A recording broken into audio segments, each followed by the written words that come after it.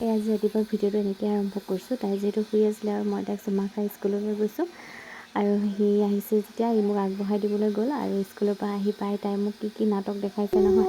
এই দেখিছে নহয় কি শিকিছে তাই। মুঠতে মই স্কুলত থাকোঁতে তাই বহুত কিবা কিবি শিকিলে আৰু স্কুলৰ পৰা আহি আজি একদম মূৰটো গৰম হৈ গ'ল। মানে ঘৰটো ইমানেই লেতেৰা হৈ আছিলে। মই ভাবিলোঁ নাই গোটেই কামখিনি সামৰি লওঁ, কাৰণ লেতেৰা ঘৰত থাকিবলৈ মনটো বহুতেই বেয়া লাগে।